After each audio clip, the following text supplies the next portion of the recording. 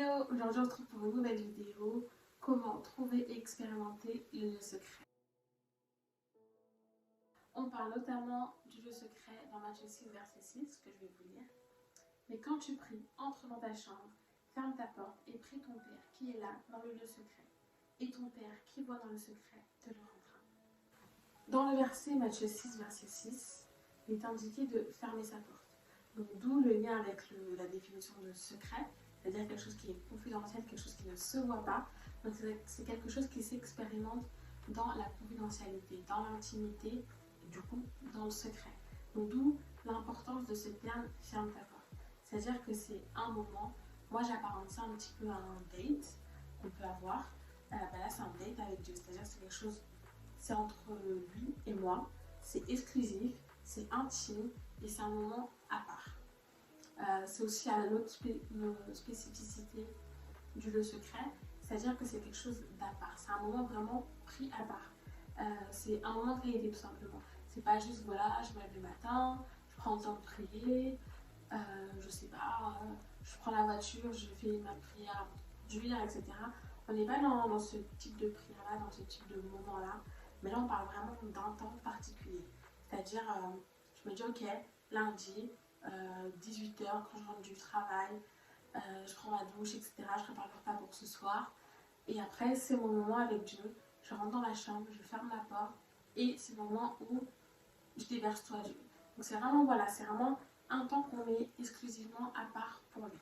Et en fait, l'importance de ce lieu secret, c'est parce que c'est là où Dieu nous attend. C'est clairement dit dans le verset, Dieu le Père qui voit te le rendra. Dieu, si vous regardez bien dans la parole, c'est vraiment un Dieu de récompense. Qu'il aime qu'on fasse des choses et en plus en retour il nous donne quelque chose. On est vraiment toujours gagnant. Mais vraiment il y a quelque chose dans le lieu secret à expérimenter. Il y a des clés à saisir dans ce lieu-là. Il y a des promesses à saisir. Il y a des prophéties à réclamer. Il y a des combats à mener dans le lieu secret. Et c'est là-bas que ça se passe. Et si vous avez besoin, par exemple, d'entendre la voix de Dieu, vous avez des questions, vous avez besoin de réponses, mais en fait, dirigez-vous directement vers le lieu secret. C'est comme si c'était, je sais pas, un espèce de secrétariat. Vous avez une question, il faut passer par le secrétariat, passer par l'accueil. Ben voilà, c'est pareil. Dieu, il est là dans ce lieu-là, dans ce temps-là. Maintenant, c'est vrai qu'il n'est pas toujours évident de prendre ce temps à part, notamment si on n'est pas seul, ou voilà, je peux comprendre que c'est assez difficile d'avoir ce temps vraiment exclusif. Mais en fait, je pense que tant que vous n'expérimentez pas les richesses de ce lieu secret, bah, ça ne peut pas être quelque chose d'essentiel pour vous.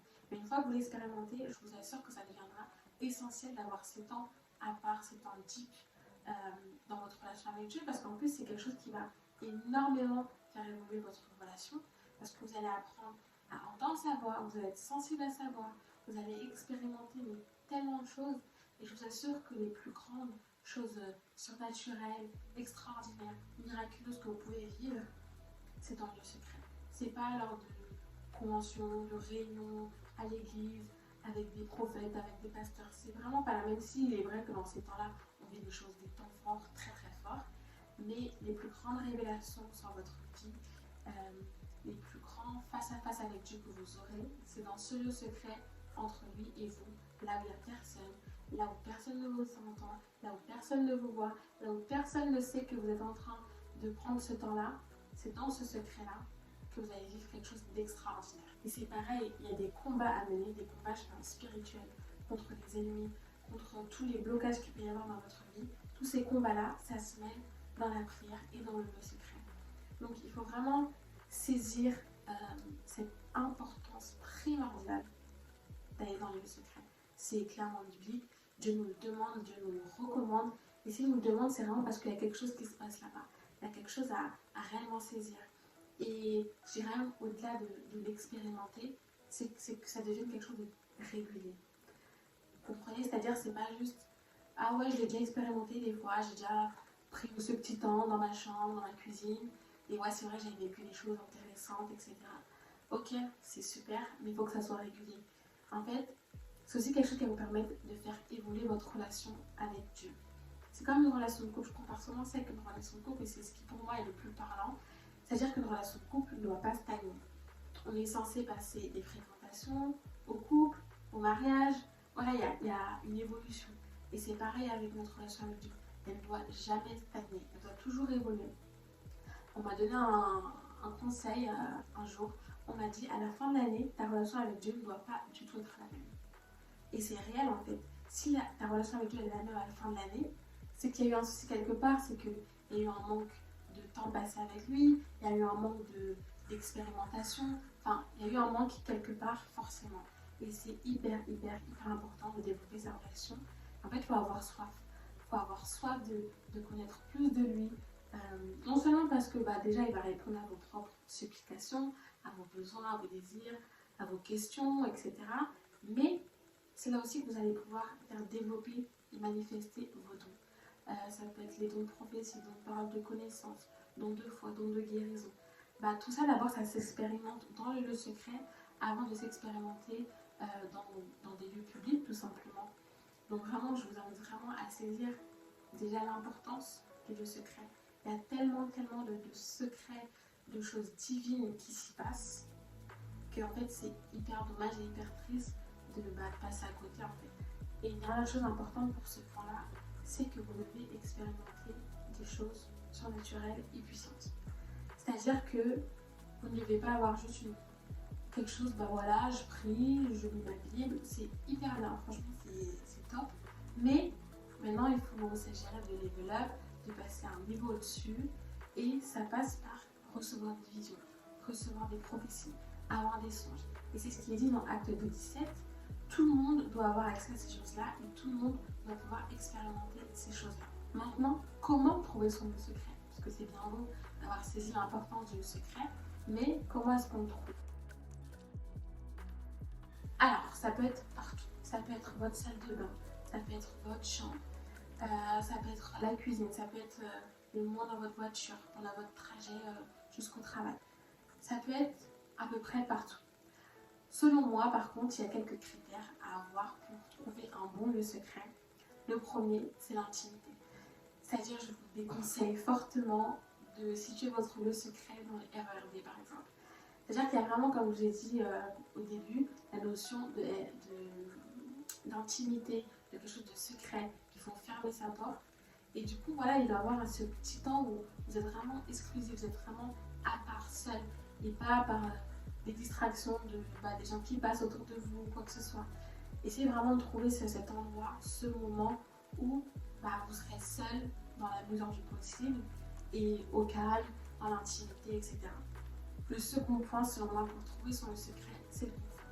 Vous devez vous sentir bien là où vous êtes. Par exemple, moi, je déteste marcher. Donc, le secret, ça peut pas être pendant que je me balade, je fais une promenade ou quoi que ce soit. Ça peut pas être ça parce que je prends pas de plaisir quand je le fais, donc ça coïncide pas. Après, ça veut pas dire que Dieu ne peut pas me parler si je suis en train de marcher dehors, c'est pas ce que je suis en train de dire. Mais mon lieu secret, mon lieu intime, mon lieu où je me sens bien et où j'ai envie de prendre du temps de qualité avec mon Dieu, ça va être dans un lieu confort.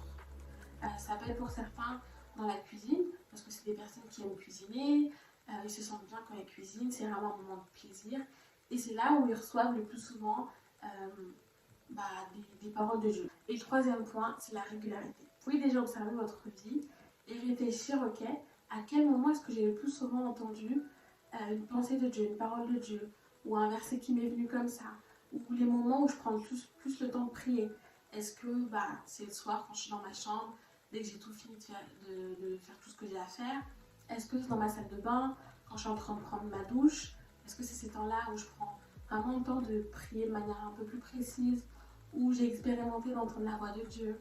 Ou pareil, est-ce que c'est dans la cuisine? Est-ce que c'est pendant votre trajet de voiture que vous expérimentez des choses particulières? Donc vous pouvez déjà observer, déjà dans votre vie, où est-ce qu'il y a une espèce de sensibilité, une prédisposition dans un lieu où vous vous sentez déjà bien et où vous avez déjà expérimenté les choses. Un point important, un lieu secret n'est pas immuable, c'est-à-dire qu'il n'est pas fixe, il peut changer. Ça peut être dans un premier temps, lorsque vous faites votre trajet en voiture, le matin, voilà, peut-être que parce que vous êtes loin de votre lieu de travail, de votre école, vous levez tôt, donc vous avez peut-être 1 heure de trajet et ça a été ça pendant longtemps, votre lieu secret.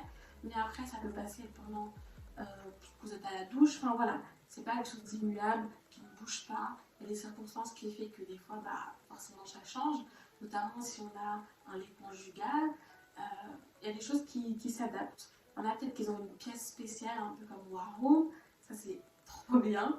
Donc pour ceux qui ont peut-être chez un dressing, une espèce de petite pièce, etc. Voilà, les choses peuvent changer. Donc voilà, ne vous restreignez pas et ouvrez-vous. Maintenant, que faire dans le lieu secret? C'est dit dans le verset, mais quand tu pries, donc c'est-à-dire qu'il faut prier. Donc on ne parle pas juste euh, du temps passé avec Dieu, c'est-à-dire où on médite sa parole, on regarde des prédications, on loue, etc. Bien sûr, c'est des choses qui peuvent totalement se faire dans ce lieu secret, mais je pense que la chose primordiale à faire, c'est de prier. Et je trouve qu'aujourd'hui, on néglige souvent cet aspect-là de la prière. C'est-à-dire que la prière, c'est voilà, 10-15 minutes, je demande pardon, je remercie le Seigneur, je évoque tous mes besoins, etc. Alors que dans la prière, il y a vraiment quelque chose de particulier qui s'y passe. C'est un temps hyper puissant et hyper fort. Et en fait, je pense que je développerai ce point de la prière dans une autre vidéo, mais la prière, elle est liée à votre foi. Et c'est noté dans la Bible que la foi peut déplacer des montagnes.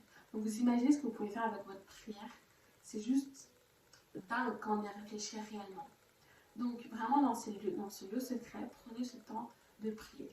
Peut-être que vous pouvez utiliser des carnets de prière.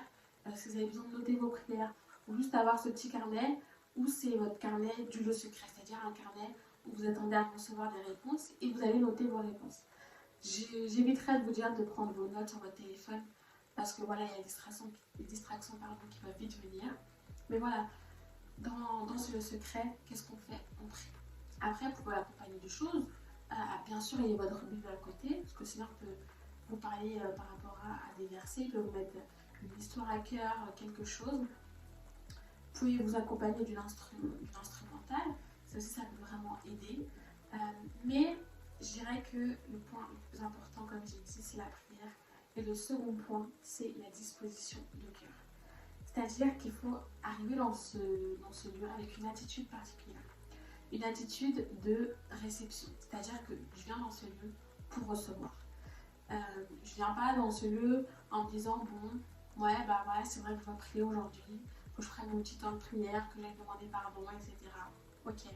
Mais tu viens d'abord dans ce lieu parce que tu sais que Dieu s'y trouve. Et comme tu sais que Dieu s'y trouve, il va t'écouter et il va te répondre. Donc si tu t'attends à ce qu'il te réponde, il va te répondre. Si Dieu voit que tu crois en sa parole, que tu crois qu'il peut te parler, il va te parler.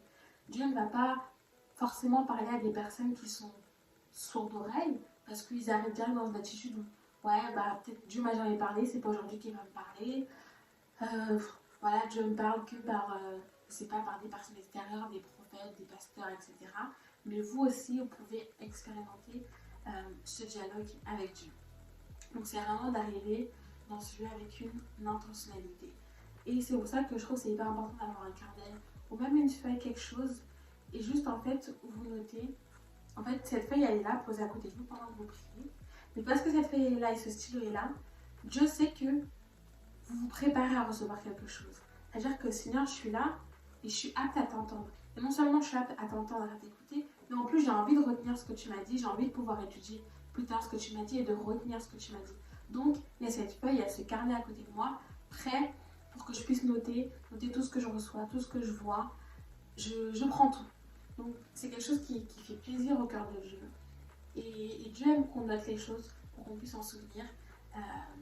On peut le voir notamment dans Habakkuk 2, versets 3-4, ou 2-3, je ne sais plus.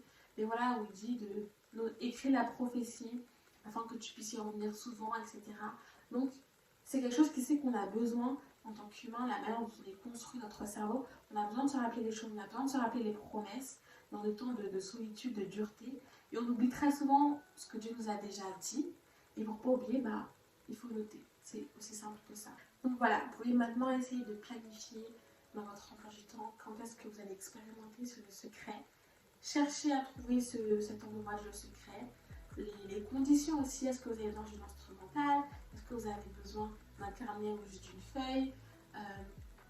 essayez d'abord d'établir les choses et ensuite entrez-y et fermez votre porte afin de rencontrer le Seigneur là où vous attend tout simplement. Donc j'espère que cette vidéo vous a plu. N'hésitez pas à me dire ce que vous en avez pensé en commentaire, à liker cette vidéo. On se retrouve bientôt pour une nouvelle vidéo. Ciao ciao.